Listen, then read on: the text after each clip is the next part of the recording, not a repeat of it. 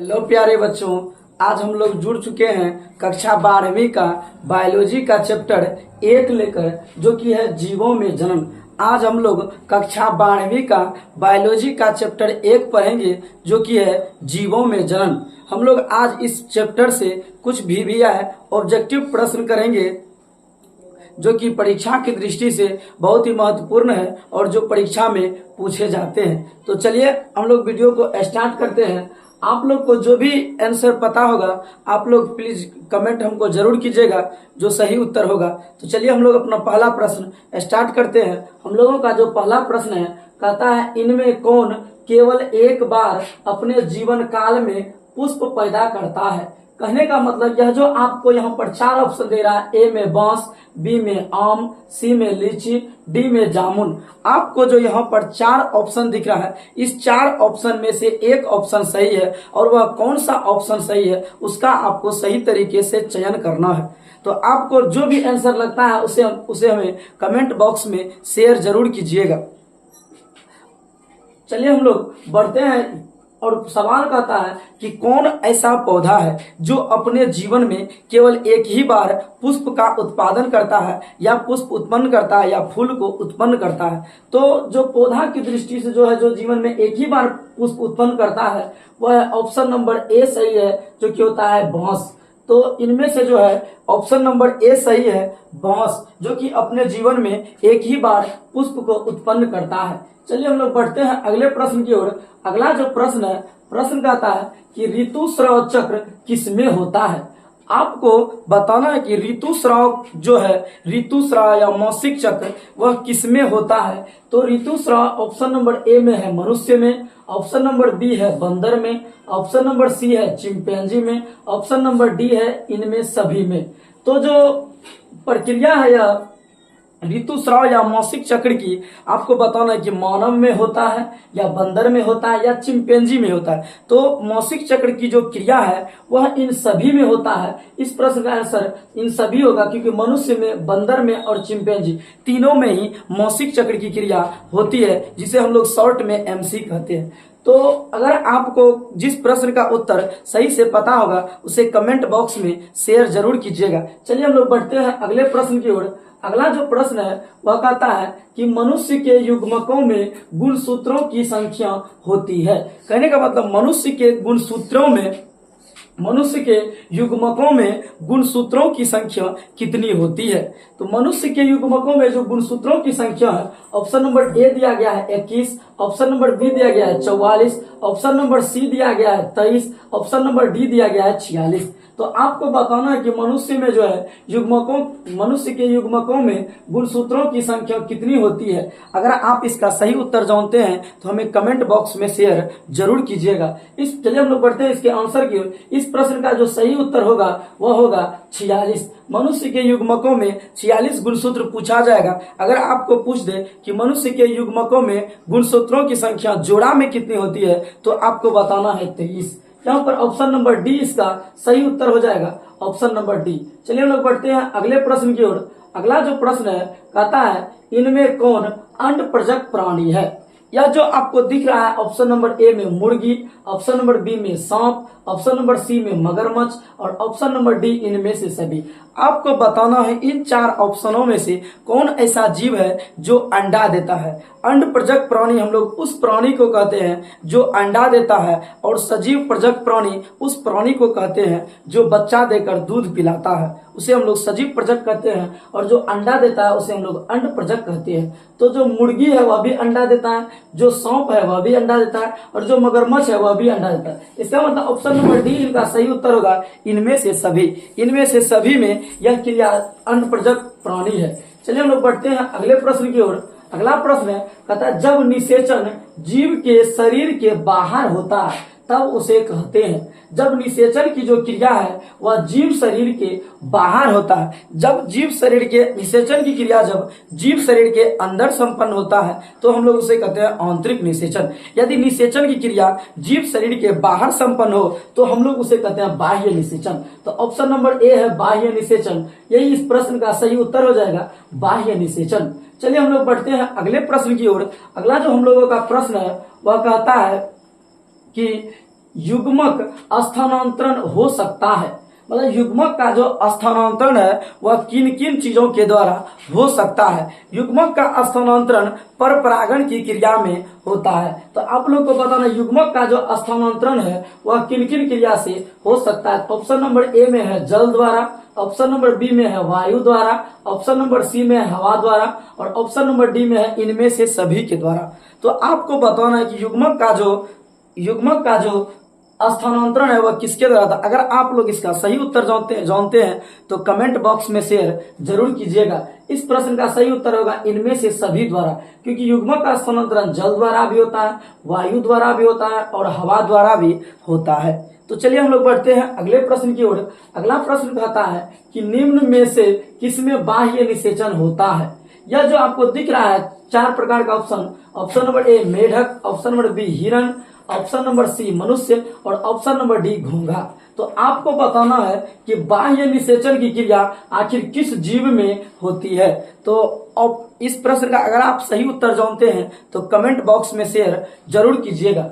इस प्रश्न का जो सही उत्तर है वह होता है मेढक। बाह्य निषेचन की जो क्रिया है वह मेढक में होता है, क्योंकि नर मेढक और मादा मेढक अपने युग्मकों को जल में छोड़ देते हैं और फिर संलयन के बाद नए जीव का निर्माण होता है। चलिए लोग बढ़ते हैं अगले प्रश्न की ओर। अगला प्रश्न है इनमें किसमें जल माध्यम से निषेचन होता है। आपको ऑप्शन ए दिया गया है शैवाल, ऑप्शन बी दिया गया टेरिडोफाइटस, ऑप्शन सी दिया गया है ब्रायोफाइटस, ऑप्शन डी दिया गया है इनमें सभी का। तो आपको बताना है कि इन सभी में कौन सा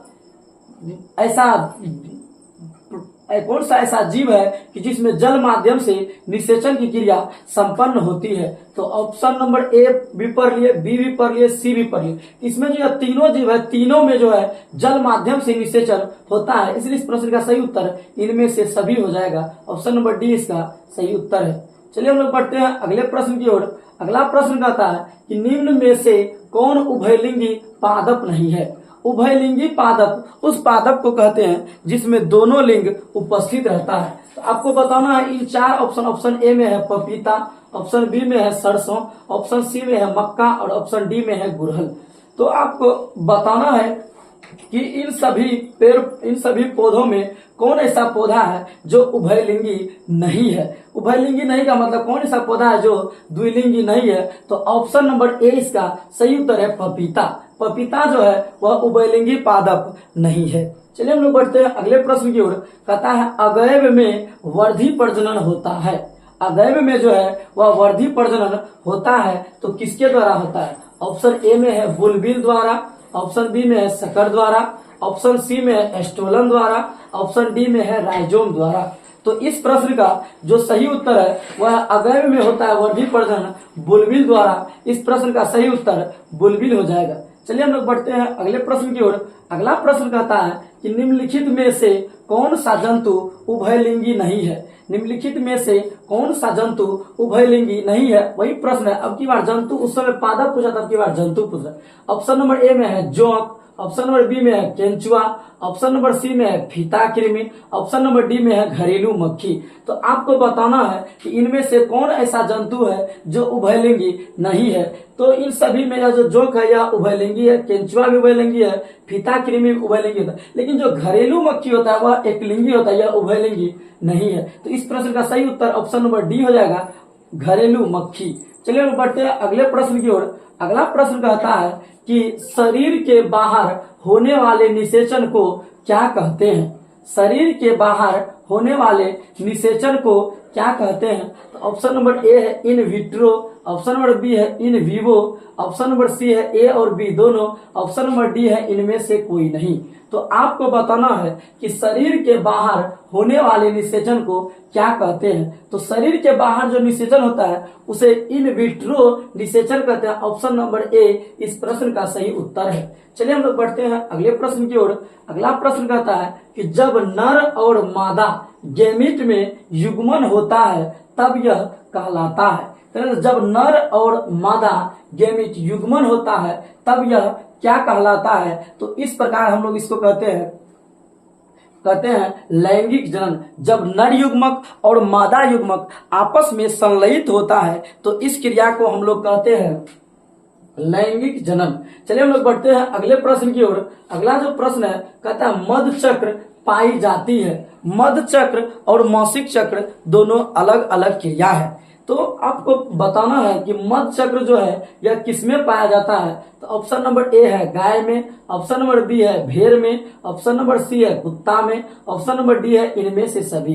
तो मध चक्र की जो क्रिया होती है वह इनमें से सभी में होती है, गाय में, भेड़ में और कुत्ता में, सभी में होता है। चलिए हम लोग बढ़ते हैं अगले प्रश्न की ओर। अगला प्रश्न कहता है कि उच्च श्रेणी के पौधों में निषेचन होता है। मतलब जो उच्च श्रेणी के पौधा है उसमें जो निषेचन की क्रिया होती है वह किस प्रकार की होती है। तो ऑप्शन नंबर ए है बाह्य निषेचन, ऑप्शन नंबर बी में है आंतरिक निषेचन, ऑप्शन नंबर सी है जल में, ऑप्शन नंबर डी है हवा में। तो जो बड़े बड़े जीव जंतु होते हैं उसके अंदर जब भी निषेचन की क्रिया होती है तो वह होता है आंतरिक निषेचन। बड़े बड़े जीव जंतुओं में जो निषेचन की क्रिया होती है वह होता है आंतरिक निषेचन। चलिए हम लोग बढ़ते हैं अगले प्रश्न की ओर। अगला प्रश्न कहता है कि सल्क कंद का उदाहरण है। मतलब इनमें से सल्क कंद का जो उदाहरण है ऑप्शन नंबर ए में है अदरक, ऑप्शन नंबर बी में है दूब घास, ऑप्शन नंबर सी में है प्याज और ऑप्शन नंबर डी में है आलू। तो बल्ब से जो इसका सही उत्तर हम लोग याद रखेंगे तो यह जो क्रिया होता है प्याज में।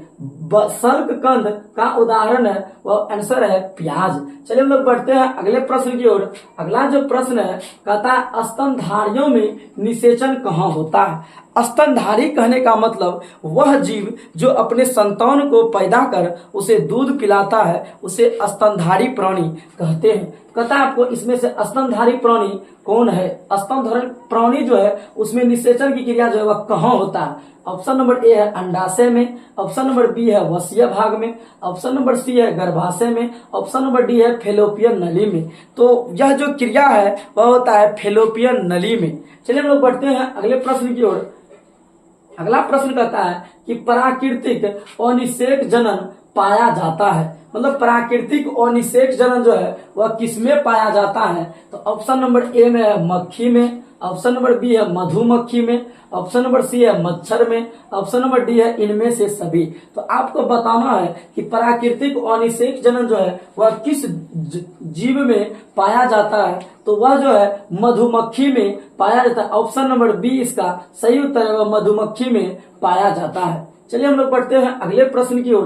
कहता है द्विनिषेचन का परिणाम होता है। मतलब द्विनिषेचन के बाद क्या बनता है वही पूछ रहा है। तो ऑप्शन नंबर ए है बीज पत्र, ऑप्शन नंबर बी में है बीजांडकाय, ऑप्शन नंबर सी है भ्रूण पोष और ऑप्शन नंबर डी है भ्रूण। तो द्विनिषेचन के बाद जो बनता है वह होता है भ्रूण पोष। तो द्विनिषेचन का परिणाम है भ्रूण पोष। इस प्रश्न का ऑप्शन नंबर सी सही उत्तर है भ्रूण पोष। चलिए हम लोग बढ़ते हैं अगले प्रश्न की ओर। अगला प्रश्न कहता है कि बीजाणुओं द्वारा जनन करने वाले पौधे जैसे मार्स, फर्न सामान्यतः किस समूह में रखे जाते हैं।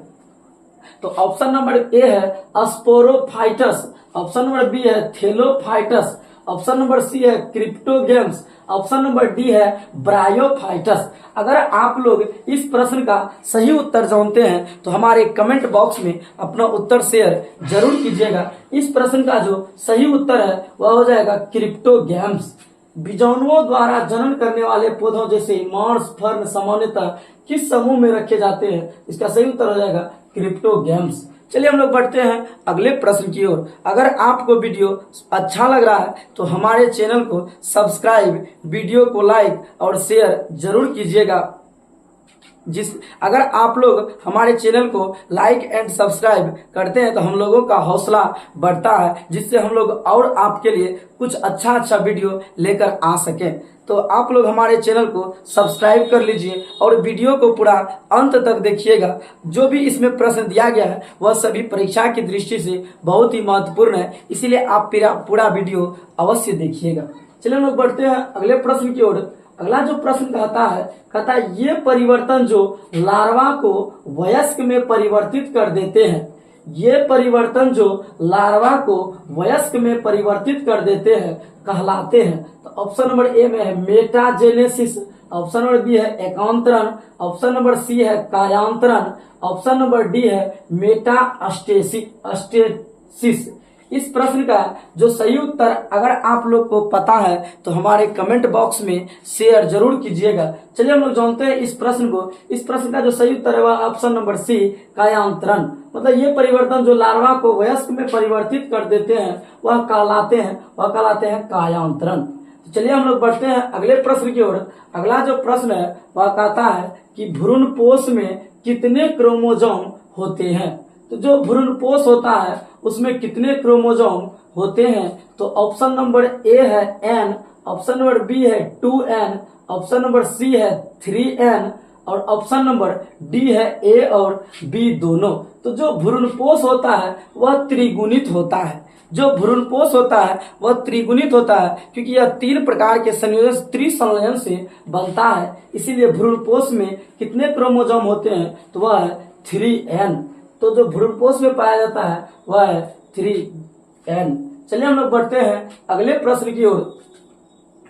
अगला जो प्रश्न है हम लोगों का वह कहता है कि जब संतति की उत्पत्ति एकल जनक द्वारा होती है तब यह क्या कहलाता है। कहने का मतलब जब संतति की उत्पत्ति में केवल एक ही जनक भाग ले या एकल जनक भाग ले तो उसे हम लोग अलैंगिक जनक कहते हैं। तो ऑप्शन नंबर ए है लैंगिक जनक, ऑप्शन नंबर बी है अलैंगिक जनक, ऑप्शन नंबर सी है ए और बी दोनों, ऑप्शन नंबर डी है आंतरिक निषेचन। कहते जब संतति की उत्पत्ति एकल जनक द्वारा होती है तब यह क्या कहलाता है, यह अलैंगिक जनक या अलैंगिक जनन कहलाता है। चलिए हम लोग बढ़ते हैं अगले प्रश्न की ओर। हम लोग का जो अगला प्रश्न है वह कहता है कि इनमें से कौन नर युग्मक से संयोजन कर भ्रूणपोष बनाता है। इनमें से कौन नर युग्मक से संयोजन कर भ्रूणपोष बनाता है। तो ऑप्शन नंबर ए में है अनिषेचित अंड, ऑप्शन नंबर बी है सहायक कोशिका, ऑप्शन नंबर सी है एंटीपोडल्स, ऑप्शन नंबर डी है द्वितीयक केंद्रक। तो इस प्रश्न में कहता है इनमें से कौन नर युग्मक से संयोजन कर भ्रूणपोष बनाता है। तो नर युग्मक से संयोजन जो करता है वह है द्वितीयक केंद्रक। इस प्रश्न का सही उत्तर हो जाएगा ऑप्शन नंबर डी, द्वितीयक केंद्रक। आप लोग जिस प्रश्न का भी उत्तर जानते हैं उसे कमेंट बॉक्स में शेयर जरूर कीजिएगा। बढ़ते हम लोग अगले प्रश्न की ओर। कहता है स्तनधारी के शुक्राणु के मध्य भाग में क्या पाया जाता है। स्तनधारी के शुक्राणु के मध्य भाग में क्या पाया जाता है। तो ऑप्शन नंबर ए में है केंद्रक, ऑप्शन नंबर बी में है रसधानी, ऑप्शन नंबर सी में है माइटोकॉन्ड्रिया, ऑप्शन नंबर डी में है सेंट्रियोल। तो स्तनधारी प्राणी के शुक्राणुओं के मध्य में जो पाया जाता है वह है माइटोकॉन्ड्रिया। ऑप्शन नंबर सी इस प्रश्न का सही उत्तर हो जाएगा, माइटोकॉन्ड्रिया। चलिए लोग बढ़ते हैं अगले प्रश्न की ओर। कहता है चमगादड़ द्वारा परागण कहलाता है। तो चमगादड़ द्वारा जो परागण की क्रिया संपन्न होता है वह क्या कहलाता है। तो ऑप्शन नंबर ए में है ऑर्नोथोफिली, ऑप्शन नंबर बी है एंटोमोफिली, ऑप्शन नंबर सी है किरेप्टोरोफिली, ऑप्शन नंबर डी में है हाइड्रोफिली।